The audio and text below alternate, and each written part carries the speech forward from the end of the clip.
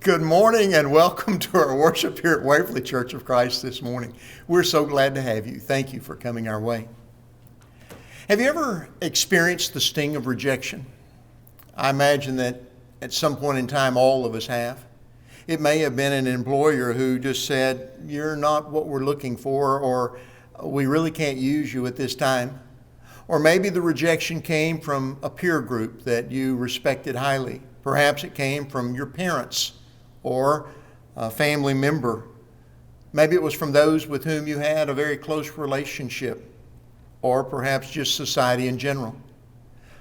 You know, relationships or rejection is something that we sometimes experience because of how much money we either do or don't make, or because of where we live or where we work.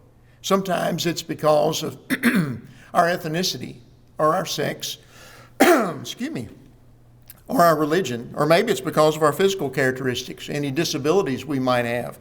Rejection hurts. It causes us to question our worth. Because of it, we sometimes become bitter, maybe even angry. Or there's the other side. We become distressed. We're lonely. In our text this morning, Jesus and his disciples are rejected. And there are two responses that we also see in our reading this morning. One is the response of James and John, two of Jesus' disciples. The other is the response of Jesus himself. And as we look at this text, as we examine it and open it up, I'd like for us to look at how we handle and can respond to rejection, especially the rejection that comes from our following Christ and living out our faith on a daily basis. As we do that, I think that we will be better for having looked at this situation and how it was dealt with. But when you go to Luke chapter 9, and specifically here in these verses that were read, I want to back up a little bit and give you a little bit of background. Jesus and three of his disciples, Peter, James, and John, had been up on the Mount of Transfiguration. And after coming down, they encountered a father with a son who had a demon. He was possessed by a demon. The father had looked for someone that could help his son, but none of the other disciples had been able to do so. Finally, Jesus cast out the demon that is in the boy. And what we read there in verse 42 is that they were all amazed at the greatness of God because of what was going on. But then something happens. Jesus in verse 43 basically pulls his disciples aside while everyone else is marveling at what Jesus has done. And he says something to them that weighs upon what we're going to look at this morning. He says, "Let these words sink into your ears." And then he says, "For the Son of Man is going to be delivered into the hands of men," there in verse 44. He is saying to them, listen to what everyone is saying. Think about it. Pay attention to it, because there's coming a time when people won't look at me this way. Luke also goes on to tell us that they didn't understand the statement. As a matter of fact, it was because it was concealed from them so that they would not perceive it. They were even afraid to ask Jesus what it meant. But then that brings us to the first verse in our reading this morning, verse 51. And there what we find is that Jesus had purposely determined to go to Jerusalem. Literally, it says that he set his face toward Jerusalem. You know, when we read that and we think about what is going on, I'm not sure that we completely understand it. What I mean by that is that Jesus is about to go to Jerusalem to be betrayed, and he knows what awaits him in Jerusalem. And I say this because I don't believe that we truly can comprehend the mental, emotional, and physical strength it took for him to press on toward Jerusalem, knowing what awaited him there. It's what we read in the very first part of verse 51 that I think gives us a hint as to where his mind was at. Because there in the beginning, we read something that I hadn't paid attention to in reading this passage before. There, Luke says that when the days were approaching for his ascension, the days that he would return to his Father. And when you connect that with something that the writer of Hebrews would say many years later it all begins to make sense. In Hebrews chapter 12, after the writer has shared with us all of this about the great heroes of faith in chapter 11, he then comes to chapter 12 and talks to us about running a race with endurance, a race that is set before us. And then in verse 2, he gives us the one upon whom we are to focus our attention. He says there, fixing our eyes upon Jesus, the author and perfecter of the faith, who for the joy set before him endured the cross, despising the shame, and is set down at the right hand of God. For the joy that was set before him. There was no joy in Jerusalem. There was no joy in the cross that he would be crucified upon, nor in all that would happen to him before he would be put on that cross. The joy of which the writer is speaking about is that of which Luke is speaking about here, his ascension, going back to his Father, his exaltation, his sitting down at last on the right hand of his Father. That was what gave him the strength to press on and to do what he needed to do. But back to our story. Jesus was headed to Jerusalem, and he had a decision about which way he wanted to go. There were two ways to go from Galilee to Jerusalem. One was to go east, to cross the Jordan River, to follow it all the way down to where it was opposite Jericho, and then to cross back over the river and go through Jericho and back up and into Jerusalem. That was the longer route. The shorter route was the more direct route, which led through Samaria straight on in to Jerusalem. And this was the route that Jesus chose. In choosing this route, he sent some messengers on ahead of him so that those messengers might make arrangements for him at a certain Samaritan village where they could rest and be fed and make preparation to head on. But what we learn is that when those messengers went to that village, the Samaritans in that village did not receive them, Luke tells us in verse 53, because he was traveling toward Jerusalem. There's a bit of history here. You see, there was a great deal of hatred that existed between the Samaritans and the Jews living in Judea and specifically Jerusalem. And it went back for several centuries, all the way back to the days when the Assyrians invaded North Israel, which was known as Samaria, and they carried away a number of the Samaritans into captivity, but they also brought into Samaria those that they had conquered from other kingdoms, and they resettled them there. Over time, the Samaritans who had been left there in North Israel would intermarry with these others that had been brought in by the Assyrians. The result was that the Jews in Judea would label them as half-breeds. They would call them apostates who had left the faith of Israel. And as a result of that, they would let them have nothing to do with the worship of God in the temple there in Jerusalem. So the Samaritans, having been rejected by the Jews, built their own temple there on Mount Gerizim. And they published their own edition of the Pentateuch, the first 5 books of the Old Testament. And they worshiped God there on Mount Gerizim.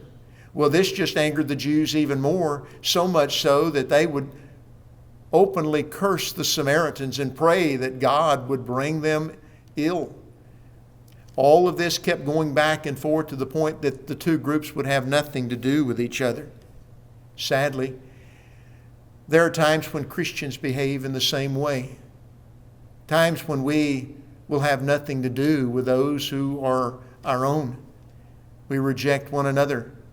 Sometimes it's just from a disagreement that may arise over something that has to do with the physical building in which we worship. Perhaps there's a disagreement over the plans for a new building or an addition. Maybe it's a disagreement over the paint that will be used in a certain part of that building, or even the color of the carpet that is to go in it. Perhaps it's the seating arrangement, or whether pews or chairs are going to be used in the area where worship will take place. But the result is that those disagreements end up causing families to take sides, splits occur, and brothers and sisters in Christ will have nothing to do with each other for many years to come. And then there are those times when Christians even reject those who are lost, not because of their sin, but just because they're different. Because they live on the wrong side of the tracks, or because they don't dress or talk like the Christians do. Sometimes we find this to occur even in Scripture. As a matter of fact, James, in the book that bears his name, brings it out in the 2nd chapter. He refers to it there as personal favoritism. Listen to what he says in verse 2 and going through verse 4. He says, "For if a man comes into your assembly with a gold ring and dressed in fine clothes, and there also comes in a poor man in dirty clothes, and you pay especial attention to the one who is wearing the fine clothes, and say, 'You sit here in a good place,' and you say to the poor man, 'You stand over there,' or 'You sit down by my footstool,' have you not made distinctions among yourselves and become judges with evil motives?"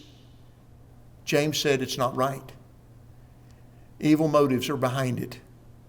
And regardless of the reasons, these things ought not to be. Well, the messengers that had been rejected came back to Jesus and his disciples and told them what those individuals in the village ahead had said. And the result, as you might imagine, was anger among certain of the disciples, two specifically, James and John. Those brothers said to Jesus, "Lord, do you want us to command fire to come down from heaven and consume them?" They were not joking. These men were dead serious. They, at this moment in time, lived out the nickname that Jesus had given to them, Sons of Thunder. Their anger was revealed in this moment in time. Their true character seemed to be brought out in all of this. You may remember that only recently they had come down from the Mount of Transfiguration, where they, along with Peter, had seen Jesus and Moses and Elijah in a glorified state. And no doubt, as they thought about Elijah, they perhaps remembered an event from his life, which is recorded for us in 2 Kings chapter 1. Because there we read about King Ahaziah, who was the son of Ahab. He had had an accident, fallen through some lattice, and was worried about how he would do. Would he survive, or would something come of him? He sent some of his men to try to determine the answer, but not to anybody connected with God. Elijah met them along the way and said some things to them. They went back and told Ahaziah that they had encountered him. He sent a captain of 50 soldiers to Elijah. He didn't just send one group of 50 soldiers with a captain. He sent another group on 2 different occasions. And each time the same thing happened. Each time the 50 soldiers and their captain would go to Elijah, and they would say to Elijah, "O man of God, the king says, come down." And each time Elijah would respond the same way. "If I am a man of God, let fire come down from heaven and consume you and your 50. And each time it did. What James and John failed to understand was that Ahaziah was rejecting God, but the Samaritans were not. The Samaritans were rejecting the Jews because the Jews had rejected them. The two situations were not even the same. So how did Jesus handle this rejection and the anger of James and John? Well, first, let me say this. James and John either ignored all of the teaching of Jesus, or they just had plain forgotten it. Not only the teaching of Jesus, but the examples that they had seen him set. If you go back to Luke chapter 6, there Jesus preaches a sermon that we've often titled the Sermon on the Plain. And there he taught these men, he taught his disciples these things. In verse 27, he had said to them, "But I say to you who hear, love your enemies, do good to those who hate you, bless those who curse you, and pray for those who mistreat you." And then down in verse 36 of Luke 6, he had added, "Be merciful, just as your Father is merciful." And on another occasion, these men had also heard Jesus preach another sermon that Matthew records for us that we call the Sermon on the Mount. And there in Matthew chapter 5 and down in verse 7, he said, "Blessed are the merciful, for they shall receive mercy." These men must have forgotten that. And not only that, they no doubt had also forgotten the number of times that Jesus himself had demonstrated these very attitudes to those that he encountered. On at least 2 occasions, we find Jesus, through his example, working to teach his disciples to have mercy. One is when Jesus was in the region of Tyre. There was a woman, a Canaanite woman, also called a Syrophoenician woman, who had a daughter who was very sick. And this woman had gone to Jesus and had begged him to heal her daughter. But the disciples were imploring Jesus to send her away. Instead, Jesus set the example by showing this woman mercy and healing her daughter. Here in the chapter that we've been in, we find another occasion in which Jesus and his disciples have come across the Sea of Galilee to Bethsaida. The crowd has followed him around, and Jesus has taken the entire day teaching them and healing their sick until it grows into the late evening. His disciples come to him and basically instruct him to send them away so that they can go buy food. Instead, because Jesus has compassion upon them, he feeds them, all 5,000 of them. In both occasions, Jesus is taught through his own example mercy, compassion. This is the way that God responds to those even who may not like or care for his people. It's important that you and I learn this message, as well as learning how to show kindness toward those around us, even though we may not be treated as we should be. But that's not all that we find. It's what Jesus did. You see, he rebuked these men. He rebuked James and John for their judgmental attitude. In the same way that he had rebuked the demons that he had cast out of various individuals up to this point in time, he rebuked them in the same way that he rebuked the fever in Peter's mother-in-law, causing it to flee from her. He rebuked them in the same way that he rebuked the wind and the surging waves on the Sea of Galilee and caused the sea to become calm. Earlier in this same chapter, Jesus had told his disciples, before he sent them out on their limited commission, that they too would enter some villages that would reject them. And what he said for them to do, if that was to happen, was for them to shake the dust off their feet and to move on to the next village. Jesus here did exactly what he had instructed and taught his disciples to do. What we read at the end of verse 56 is that they went on to another village. This is a valuable lesson for all of us. You see, when we are rejected, we must not seek revenge. No, we must move on to other opportunities for ministry and service that God allows us. As followers of Jesus Christ, all of us will at some point experience rejection because of our faith. As Jesus himself said back in verse 22 of this same chapter to his disciples, he said that they would be rejected, or he would be rejected by the elders, the chief priests, and the scribes, that he would be killed and raised up again on the 3rd day. And not only that, he will go on to teach them that the one who rejects you, he would say, rejects me, and the one who rejects me rejects him who sent me. Please know that while you may be rejected by those around you, you are not rejected by God. No, as a Christian, you are his child. You are a part of his family, and he will never leave you, nor will he forsake you. Only those who know the love and acceptance of God can continue to reach out to their enemies and do as Jesus instructed his own disciples. Do good to those who hate them. Bless those who curse them. Pray for those who mistreat them. That's what we're called to do. Let me ask you a question, maybe 2 questions. Will you follow Jesus today? Will you let him be your strength and find in him that strength which you will need when you're weakened by the rejection of others? Will you let him walk with you all the days of your life until you finally enter your eternal home? If so, then may God bless your days here upon this earth. But if you have not yet made the decision to follow Jesus, why not do so today? Why not come to him in obedient faith?